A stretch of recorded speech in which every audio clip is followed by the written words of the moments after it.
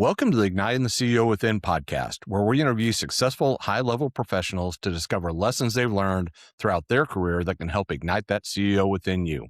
I'm Mark McFatridge, and I'll be your host for the next 15 minutes or so. Our show is sponsored by Quaid, a nationwide community of CEOs and entrepreneurs.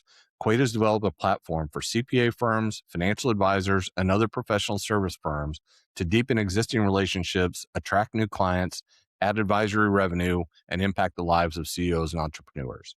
If you'd like to learn more, go to quaidcircle.com. I'm super pumped for our show today. I get to hang out with Keith Karchmar. He's the president and CEO of K&H Wealth Partners out of Chicago. Keith, welcome to the show. Thanks so much for having me, Mark. It's great to be here with you. Hey, just in our warm up, our pre-recording, I had a blast talking and know this is going to be a great episode. So I don't want to waste any time. You have seen a ton of entrepreneurs and executives over the years, and you work with a lot of them. If you started to look at some of the things that make them successful, what stands out to you? There's one word, and that's discipline. They are completely focused on the task at hand. They're very process oriented, okay, and they really know how to build a strong, disciplined team that with a very high standard. They don't take any shortcuts.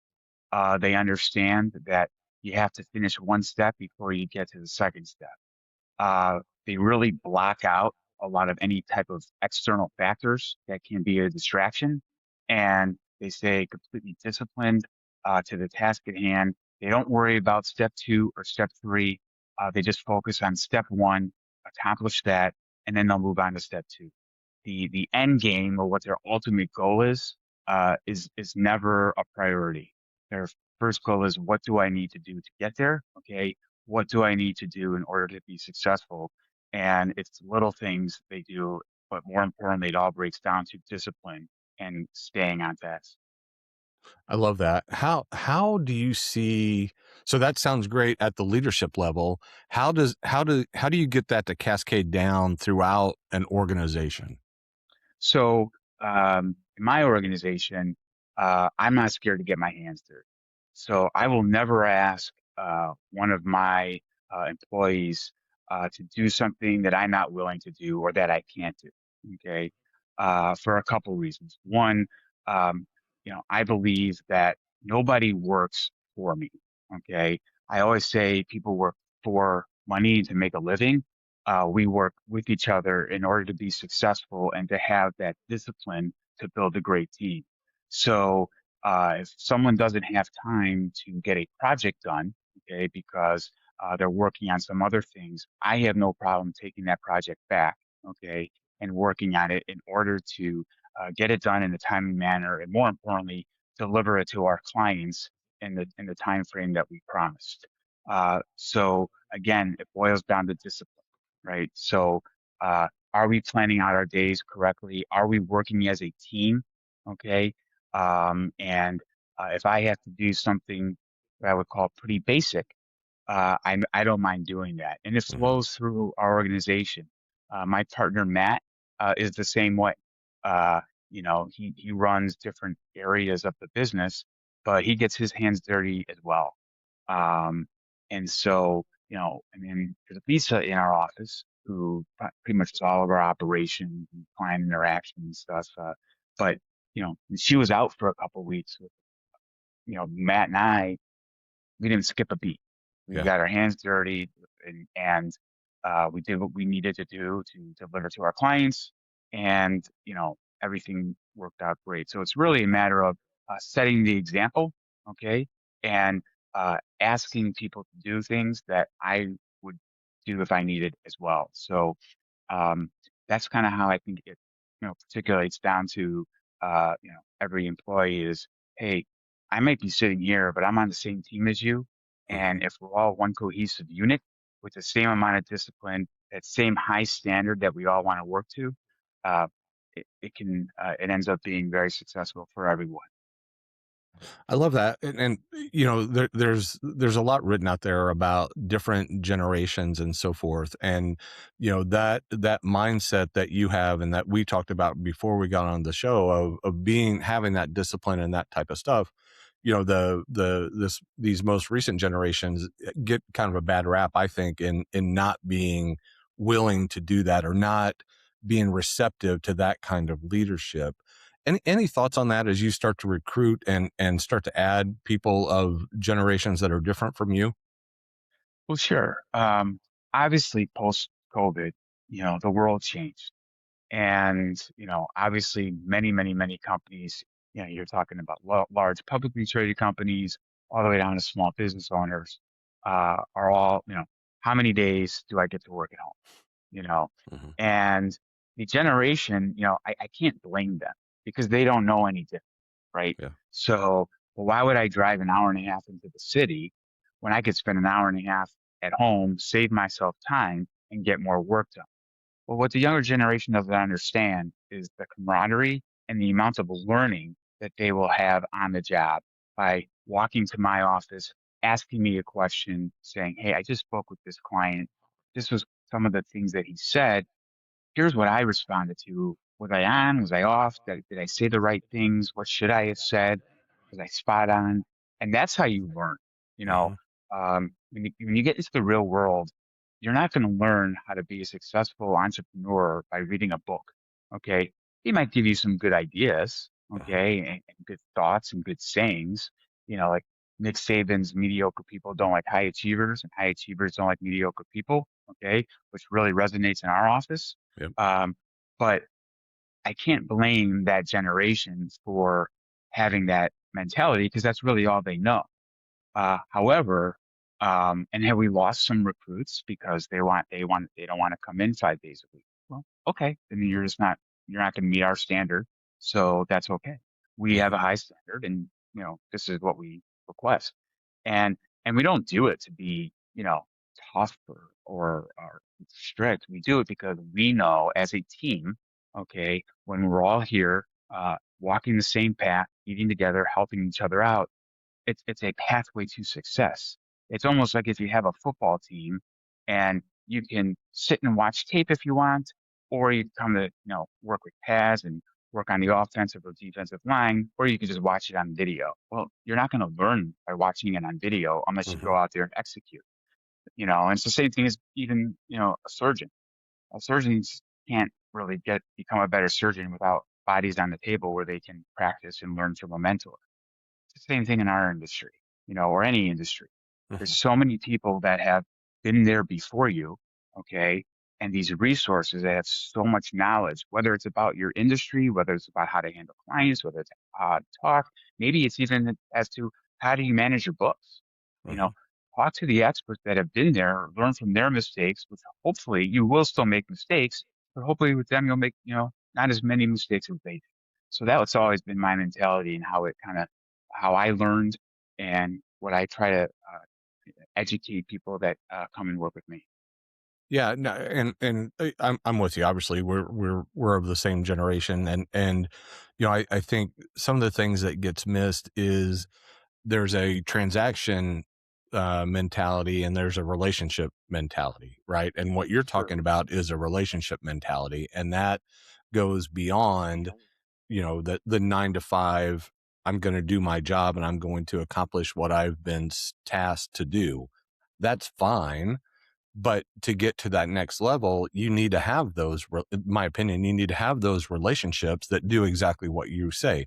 Yes, you accomplish the task, but we want to go more. We want to provide more for our clients. We want to provide more for you to grow personally and professionally.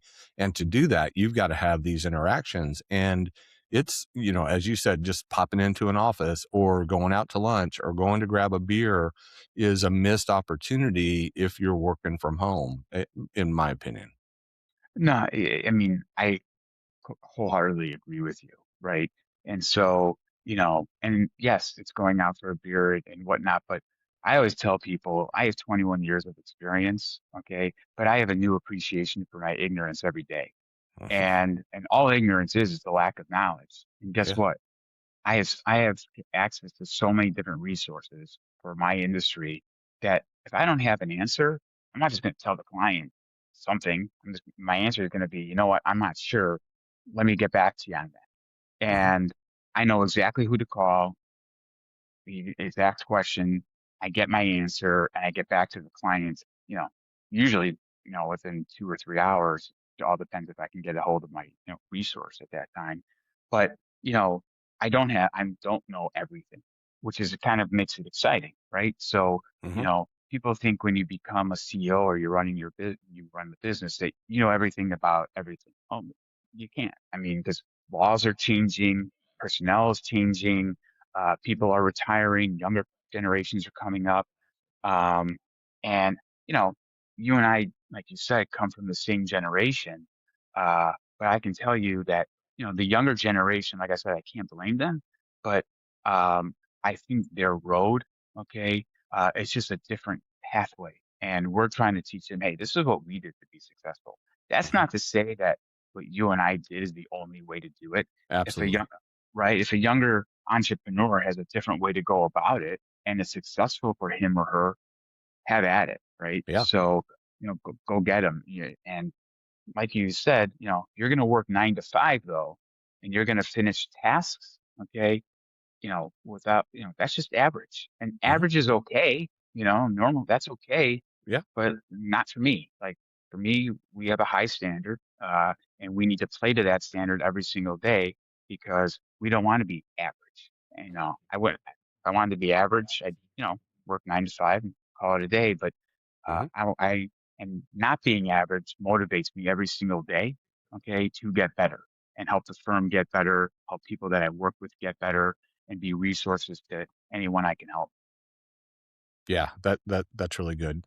Hey, as we start to wrap this up a little bit, let's get off this talk just a little bit and go back and think about 21-year-old Keith, who is getting ready to graduate from IU. What's one thing that you wish 21-year-old Keith knew that you've learned over these years? I think patience.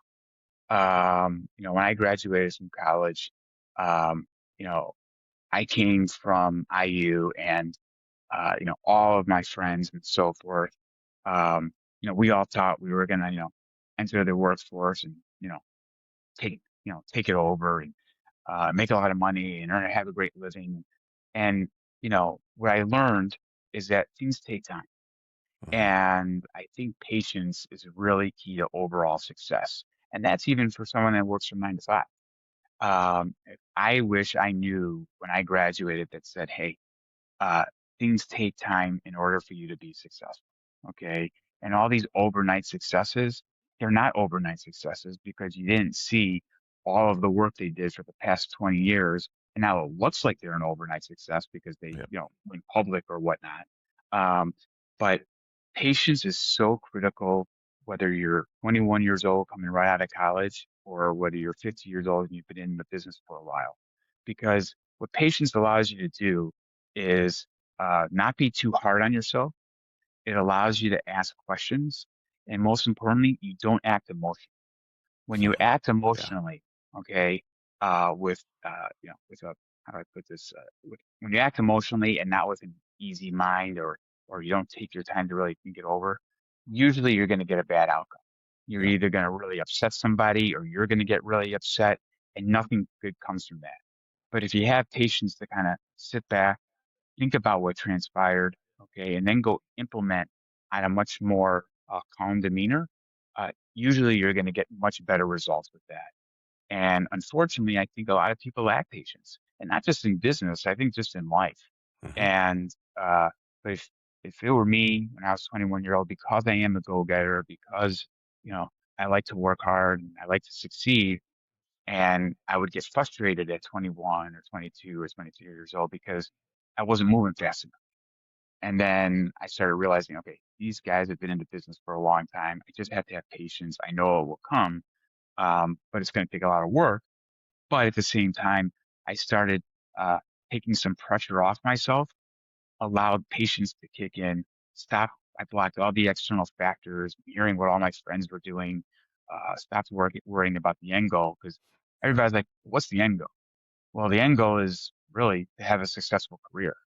And if you hit a goal, 2026, that's great. What's going to happen in 2027? So really it's really just having patience with yourself and understanding that success is not a continuum. You just have to have patience and have the discipline, and ultimately that should be successful for you. I love it. I love it. Thanks for sharing that. Hey, do me a favor, wrap up and share what would a typical engagement or relationship with K&H Wealth Partners look like, and how can people get a hold of you? I appreciate that. Yeah. Really, when you engage us, um, we are really all about letting the client understand who we are, what we do, but more importantly is, why did you reach out to us? Okay. Why did so and so refer you to us? Okay. What are you looking to accomplish? What do you know so far? If they're working with another advisor, why are you making the change? Okay. Is it the chemistry? Is it the results? Um, is it the lack of communication?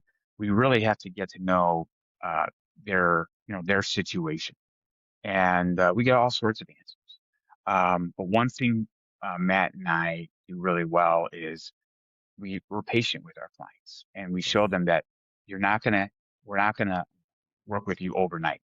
We're gonna kind of show you how this is going to work. We're gonna explain our process, and that process doesn't change. It doesn't care if it's a 30-year-old trying to build wealth or a 75-year-old that has wealth.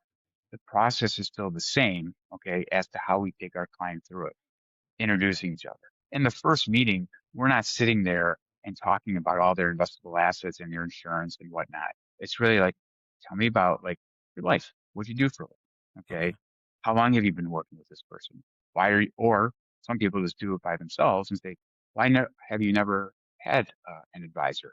Is it fees? Is that you never thought there was a need?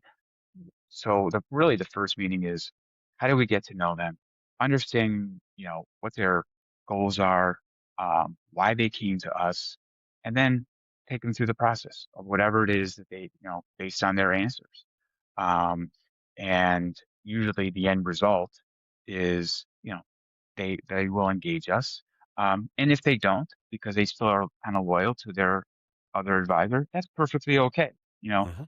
we understand that happens, and no one respects relationships, more than I do. So, and if you want to give your other advisor, or, a little bit more time, go ahead. That's perfectly Yeah. fine. But we will refer to you. You called us. Let's have a conversation. And the way people can get a hold of us to answer that question is, uh, you can go to our website, which is www.khwealthpartners.com. And our phone number is 224-235-4307. And if you want to email me directly, please do so. It's Keith, it's Keith at knhwealthpartners.com. It's actually Keith at knhwealthpartners.com. Love it. So, yeah, that's how you can Yeah. go. Man, this has been awesome. Thank you for taking some time and hanging out. I really appreciate you. No, I appreciate the invite, and this has been a blast. And if I could help you in any way too, Mark, I'd be happy to. Love it. Love it. All right, y'all. We've done it again. We found another amazing leader to share his insights on what it takes to lead companies and to lead people. As we wrap up, I want to remind you that Igniting the CEO Within is sponsored by Quaid, a nationwide community of CEOs and entrepreneurs. Quaid has developed a platform for CPA firms, financial advisors, and other professional service firms to deepen existing relationships, attract new clients, add advisory revenue, and impact the lives of CEOs and entrepreneurs. To find out more, visit quaidcircle.com. Until next time, keep igniting that CEO within you. I'm Mark McFatridge. Thanks for listening.